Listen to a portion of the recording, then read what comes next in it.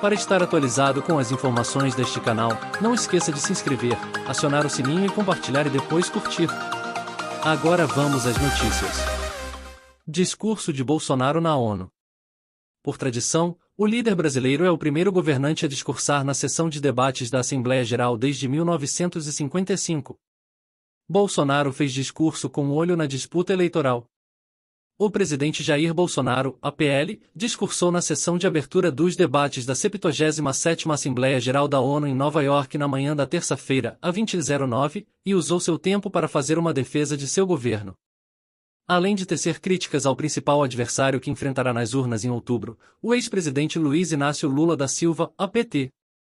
Há 2 semanas das eleições presidenciais, Bolsonaro disse que o Brasil teve sucesso no combate à pandemia de Covid-19 e destacou a vacinação, sobre a qual havia lançado dúvidas em 2020 e 2021, disse que a pobreza aumentou no mundo todo por causa da pandemia, afirmou que o país teve sucesso na proteção do meio ambiente e elogiou o agronegócio.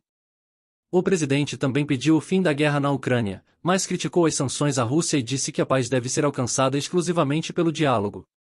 Bolsonaro também falou sobre defesa das mulheres e citou a primeira-dama, Michele Bolsonaro, a quem tem dado grande destaque em sua campanha eleitoral para tentar atrair o voto feminino, uma das fatias do eleitorado onde o presidente tem obtido resultados desfavoráveis nas pesquisas. Por tradição, desde 1955 o chefe da delegação do Brasil é sempre o primeiro governante a discursar na sessão de debates da Assembleia Geral. Neste ano, o Brasil chega ao evento com uma dívida junto à ONU de 306 milhões de dólares, o equivalente a 1,5 bilhão de reais. Líderes de 193 países se reúnem na Assembleia Geral nesta semana. É a primeira reunião em grande escala de líderes globais desde que a Rússia invadiu a Ucrânia, assunto que deve dominar o encontro. O presidente da Ucrânia, Volodymyr Zelensky, vai participar por vídeo. O presidente da Rússia, Vladimir Putin, não compareceu ao evento e enviou em seu lugar o chanceler Sergei Lavrov, que foi embaixador russo na ONU por 10 anos. Defesa da economia. Bolsonaro usou boa parte do seu tempo para dizer que a economia do Brasil está indo bem, destacando indicadores positivos no campo econômico e culpando a pandemia pela crise.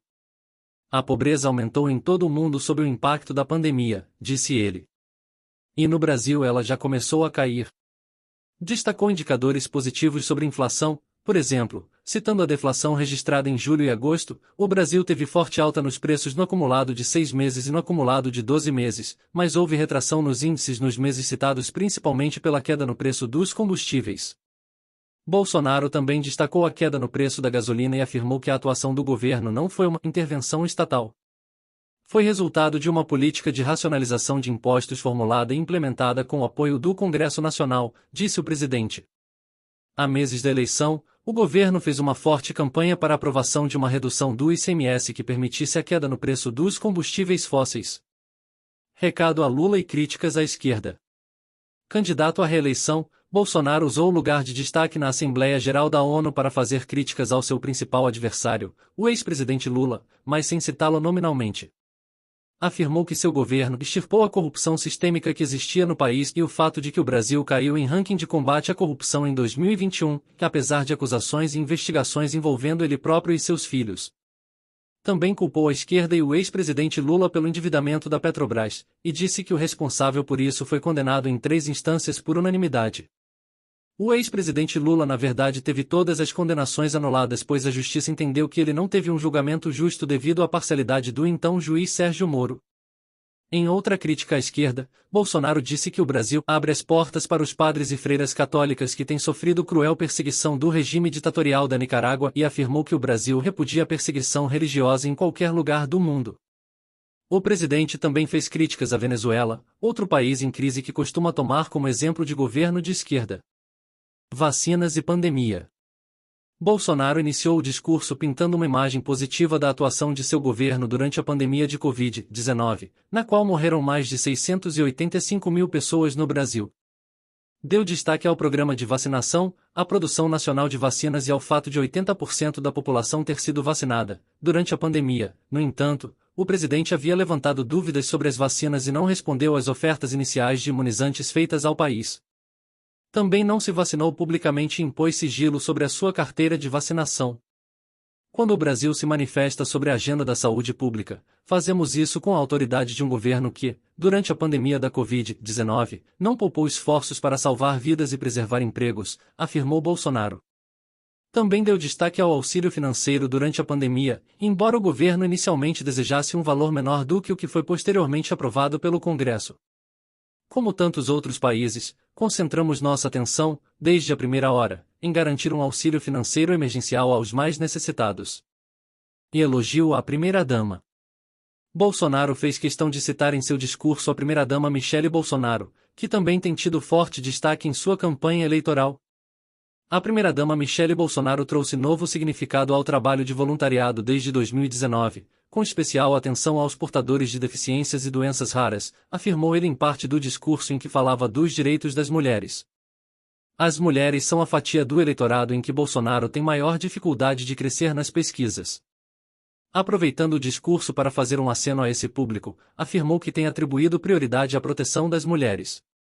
Trabalhamos no Brasil para que tenhamos mulheres fortes e independentes, para que possam chegar aonde elas quiserem, afirmou. A Amazônia e agronegócio. No tema do meio ambiente, Bolsonaro repetiu as ideias que apresentou em anos anteriores, dando destaque ao fato de que a matriz energética brasileira não é dependente de recursos fósseis e comparando a cobertura vegetal do país com a de outras nações. Também criticou a cobertura da imprensa quanto aos problemas ambientais sofridos pelos países e defendeu a exploração econômica da região. Em matéria de meio ambiente e desenvolvimento sustentável, o Brasil é parte da solução e referência para o mundo, disse o presidente. 2/3 de todo o território brasileiro permanecem com vegetação nativa. Na Amazônia brasileira, área equivalente à Europa Ocidental, mais de 80% da floresta continua intocada, ao contrário do que é divulgado pela grande mídia nacional e internacional. Bolsonaro também deu grande destaque ao agronegócio brasileiro, dizendo que ele é nosso orgulho nacional. Para o período 2022-2023, a previsão é que a produção total ultrapasse os 300 milhões de toneladas. Como afirmou a diretora-geral da Organização Mundial do Comércio, em recente visita que nos fez, se não fosse o agronegócio brasileiro, o planeta passaria fome, pois alimentamos mais de 1 bilhão de pessoas ao redor do mundo, disse ele. Armas, aborto e ideologia de gênero. Em um aceno à fatia mais ideológica e fiel de sua base de apoio, Bolsonaro falou em defesa da família. Direito à legítima defesa, o armamento da população civil é uma de suas principais pautas, e criticou o direito ao aborto. Valores fundamentais para a sociedade brasileira, com reflexo na pauta dos direitos humanos, são a defesa da família, do direito à vida desde a concepção, a legítima defesa e o repúdio à ideologia de gênero, afirmou.